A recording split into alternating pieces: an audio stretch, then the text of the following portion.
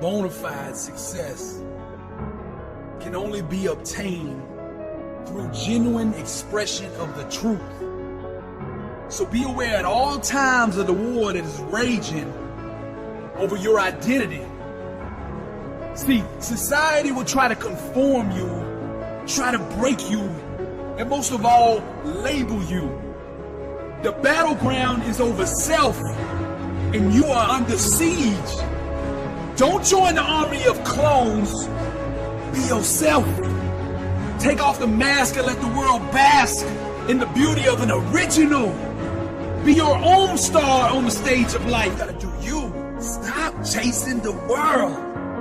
Awaken to yourself and the world will come chase you. All that you want, crave, and desire inside can be found in your own uniqueness. Stop chasing other people's dreams. Stop running from yourself. Quit being the person other people want you to be and start living the life God planned for you. It's impossible to consistently do the things it takes to become successful when you're not being true to who you really are. To fully walk through the door of victory, you must be in your assigned calling. When you stay in your own lane and build around the strengths God gave you, you will begin to attract massive success. That's the key. The key is you already have the inside of you. What you're looking for, you already have. Listen to me. Just because you admire somebody else's talent or their greatness does not mean that you were anointed to do what they do. You were designed to do you. You see, refusing to accept the role that you have been assigned leads to internal conflict. See, I think one of the biggest problems in the world is everybody's out of position. They've adopted other people's dreams, other people's destinies, and when you're not in your calling, all you're gonna have in your life is chaos. You're gonna have struggle because you're going against the grain. You're not doing what the manufacturer God made you to do. This misalignment will cause strife and all types of disorder in your life. So honesty is the first step to bringing your spirit back into harmony. Being real translates into inner peace and sound mental health. When you're comfortable in your own skin, your relationships with others will flourish. There's nothing more beautiful, more powerful, and more seductive than a person comfortable in their own skin. Be you. Stay in your lane. Everything I teach is rooted in the Word. Psalms 139:14 says, I will give thanks to you, for I am fearfully and wonderfully made. Wonderful are your works, and my soul knows it very well. Stay in your lane. You're beautiful. And many people go through life never getting in touch with their greatness because of the lack of motivation to push themselves, or because they have not found something that they believe to be worthwhile to challenge them. That many talented persons have gone unnoticed, and the world never had a chance to be exposed to their talent because that person did not take the time to begin to express or to demonstrate or to motivate themselves in the direction to bring that which they came into the universe to bring. Many people will leave the universe without a trace. No one will know they were here. In fact, under their name, we could put under there, not used up. Will anybody know that you came this way? What contribution are you giving? What will you leave? What will be different because you came this way? That life is our gift to us, that God has given us, and how we live our lives is our gift to God. What kind of gift are you formulating? Is this a gift that you like to take back and do something else before you turn it in? Think about that.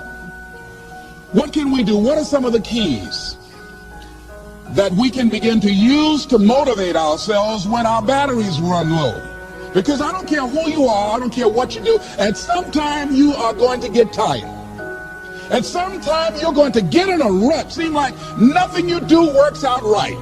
And sometimes it just seems like you just don't have the wherewithal or the will to do anything. That sometimes you act like you're punch drunk. You're just wading through life, just doing time, day in and day out, looking at non-discriminatory television, anything that's on, just looking. And depressed, feeling powerless, feeling useless, and bored.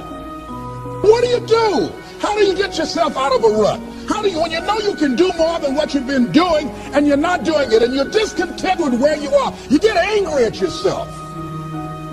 How do you get out of that rut? How do you motivate yourself?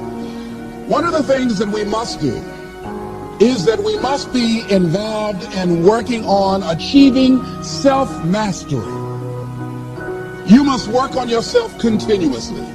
Never be satisfied with yourself. Always know that as you invest the effort and time on you, that's the greatest ability that human beings have above animals. See, a dog can't be anything but a dog.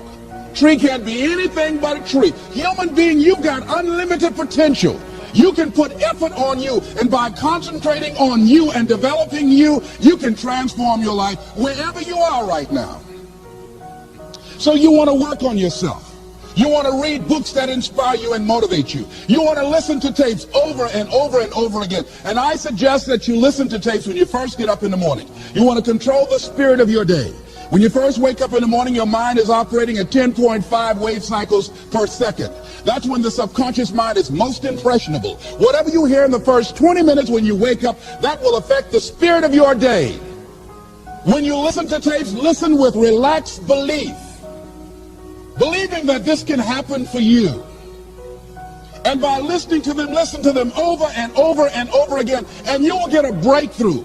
You can listen to the same tape for months, and all of a sudden you hear something you never heard before. It'll have a special meaning for you. Or read the same book over again, and you find some special insight. You said, I can't believe I didn't see that the first time. So you want to be involved in developing yourself. Most people won't do that.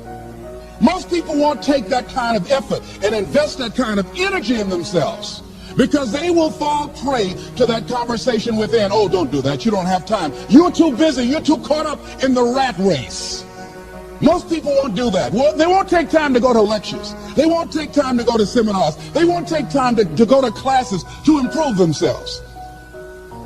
And as you continue to work on yourself, you will begin to expand your vision of yourself. You begin to work towards self-mastery. And you will begin to see it reflect itself in all the dimensions of your life, your mental life, your physical life, your social life, in your relationships, your monetary life. So concentrate on developing yourself. Because if you don't, I guarantee you that you will make a settlement. And most people have. And most of us already have. What kind of settlement have you made with your life? Many of us are making in-life settlement. We're settling for less than what we actually deserve. We don't feel good about it, but we make it work in our minds. We'll come up with some kind of excuse to make it all right. What kind of settlement have you made with your life? Many of us settle for less than what we want out of relationships because we don't have the courage to change them. The next thing is, in order to begin to find some keys to self-motivation to drive yourself, in addition to working on yourself, and as you work on yourself, you feel good about yourself, and as you feel better about yourself, you treat yourself differently. Develop a health plan. See, you can't feel well and do well if you don't have good health. You can't perform if you don't have your health. Your health is valuable. Develop a health plan. A plan that you will follow, because this is the only vehicle that you have to carry you through this experience called life. And you want to take good care of it because you love you enough. You care enough about you. And that's not easy. It is not easy having a health plan and sticking to it. But you're worth it doing it again and again and again. Next thing is, as you take care of yourself, the next key is keys to motivation, to self-motivation. You want to live life with energy and passion. You want to make a conscious effort to be lively. See, in life, you either saying hello or goodbye. You either on the way or in the way.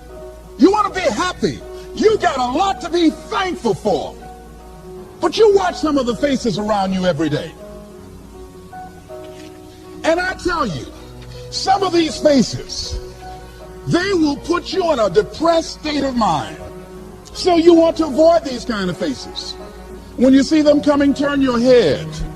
The things that you say to yourself, you want to watch them, and in watching them, you want to take charge. So you've got to learn to stand up to yourself inside yourself. And short circuit, override that conversation that's always going on. 85% of what that conversation will tell you is negative. It's negative. It will tell you you're tired when you really are not tired. It will tell you you can't do it. It will fill you with fear. So you've got to watch that conversation. And when you find it going on, you've got to stand up to it and say, I'm going to do this anyhow. I'm afraid, but I'm afraid not to do it. And I'm not going to let you stop me. The biggest challenge that you will have in life is you. There's an old African proverb that says, if there's no enemy within, the enemy outside can do us no harm.